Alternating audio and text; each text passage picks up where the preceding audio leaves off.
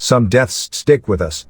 Some lives are extinguished in such strange and horrifying ways that they haunt us for years. They become those famous murders that dominate headlines and airwaves around the world and haunt our collective dreams. It's not just the deaths themselves that make these famous murders so chilling. Millions of lives end every day without a single peep on the news. But in a handful of cases, there's something else that hits us on a deeper, more primal level, something that feeds into our darkest fears. Welcome back to another episode of Epiz Scary, bringing you the best spooky content on the internet.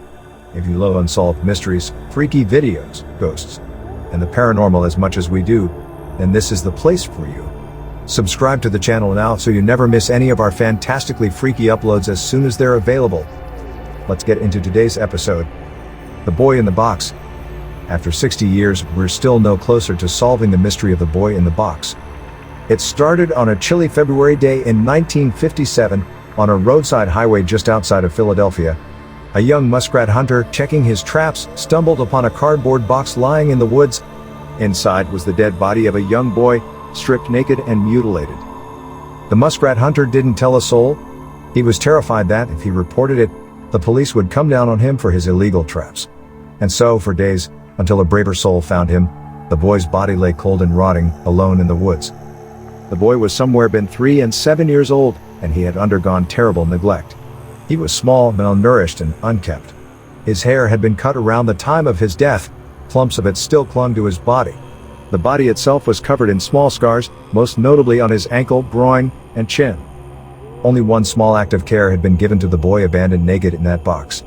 Whoever had killed him had wrapped up tightly in a blanket before leaving him to rot. It was the only hint of love he'd been shown. The police fingerprinted the boy in hopes of finding a match, but nothing came up. Hundreds of thousands of flyers were sent out to the surrounding area, begging for information about the unidentified boy, but no one came forward. His parents never claimed him as their own. The investigators tried everything they could. They analyzed the evidence from the crime scene, from the cardboard box to the blanket he was wrapped in. Every clue they followed, though, just led to a new dead end. To this day, more than 60 years later, one of America's most famous murders remains unsolved. Nobody knows who the child was, who his parents were, or how he ended up naked and mutilated in a box in the woods. Tragically, after all these years, the world will probably never even learn the name of America's unknown child. Elizabeth Short, the Black Dahlia. The Black Dahlia, Elizabeth Short, was an aspiring actress who wanted to be famous more than anything else in the world. She never could have imagined, though, how she would earn it, as the victim of a brutal murder that has haunted America for decades. On January 15, 1947, a young woman and her 3-year-old daughter stumbled upon the body of 22-year-old Elizabeth Short. She was horribly mutilated, lying in the grass of a Los Angeles residential neighborhood, her body completely chopped in half. The two pieces of her body were about a foot apart. Her intestines had been removed, folded up, and then shoved back into her gut. There were ligature marks on her wrists, pieces of her skin had been removed, and her body had been completely drained of blood. Perhaps the worst part, though, was her face. The killer had cut it open from the corners of both sides of her mouth to her ears, permanently etching a Joker-like smile on the young woman's face. 1 week later, an editor at the Los Angeles Examiner received a call from someone claiming to be the murderer. He'd kept souvenirs, he said, and he'd be sending them over in the mail. He made good on his promise. 4 days later, a postal worker pulled out a letter addressed to the Examiner. Inside was Elizabeth Short's birth certificate, business cards, photographs, and her address book. But like so many other famous murders, this one's ensuing chaotic media circus only obscured the investigation. The police were overrun with too many tips to filter out the truth from the lies. They interviewed 12 possible suspects and listened to more than 60 people who tried to insist they were the killers, but they never managed to make a single arrest. The Lizzie Borden killings. The deaths of Andrew and Abby Borden are arguably two of the most famous murders in all of American history. August 4, 1892, started off like any other day for the Borden family.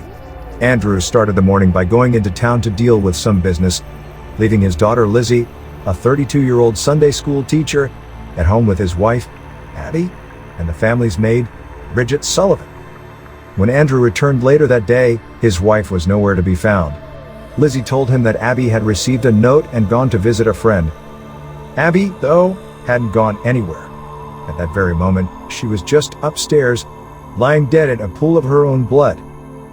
Lizzie helped her father relax on the couch and take a nap, She tried to convince Bridget to leave the house, telling her about a department store sale down the road, but Bridget turned her down. She wasn't feeling well, she told Lizzie. Instead, she went to her bedroom, laid down, and fell asleep. Sullivan's rest was cut short with a fit of screams and shouts. Lizzie was screaming that her father had been murdered. When Sullivan rushed out, she found Andrew dead on the couch, covered in blood. His face was so badly disfigured that he was nearly unrecognizable. In the panic, Lizzie remembers that her stepmother, Abby, should have returned home by now. She asked Sullivan to check for her upstairs. The search, though, was short. Sullivan only made it halfway up the stairs before she found her, hacked to death with a hatchet. Abby had received 19 blows from a hatchet and her husband had been hit 11 times.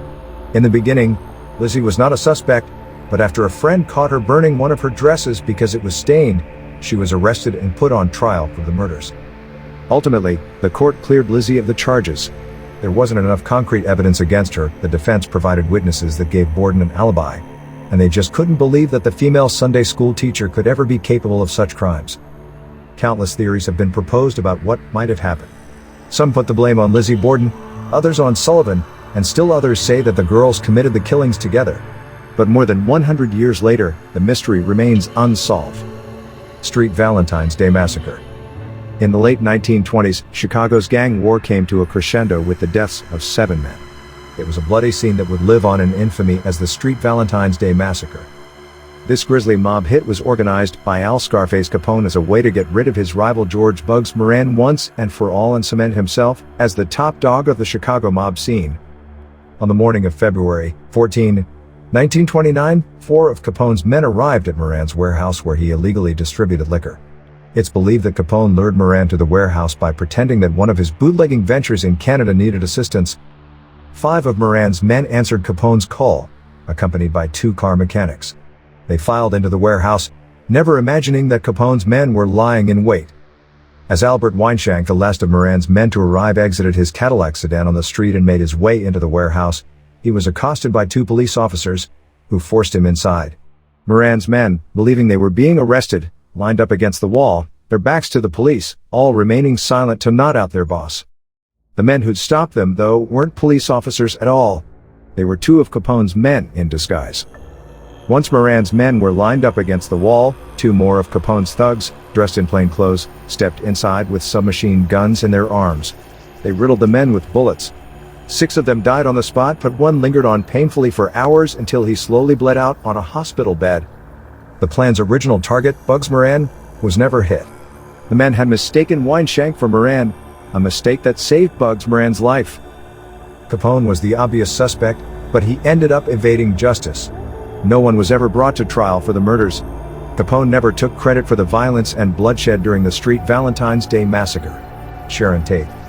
Actress Sharon Tate's gruesome murder at the hands of the Manson family, while she was more than 8 months pregnant, has terrified Hollywood and the rest of America for decades. On the night of August 8, 1969, Tate was home with friends Wojciech Frykowski, coffee heiress Abigail Folger, and celebrity hairstylist 𝐥𝐤𝐬𝐵. Her husband, director Roman Polanski, was out of the country filming a movie. The couple was renting a glamorous house in the Benedict Canyon neighborhood in Los Angeles at the time, and the house would become the setting for the grisly murders. Infamous cult leader Charles Manson instructed a few of his loyal followers to enter the house and kill everyone inside as gruesomely as you can. Upon entering the property, the cult followers murdered 18-year-old Stephen Parent, who was visiting the estate's caretaker. Then they made their way inside, their sights set on the home's inhabitants.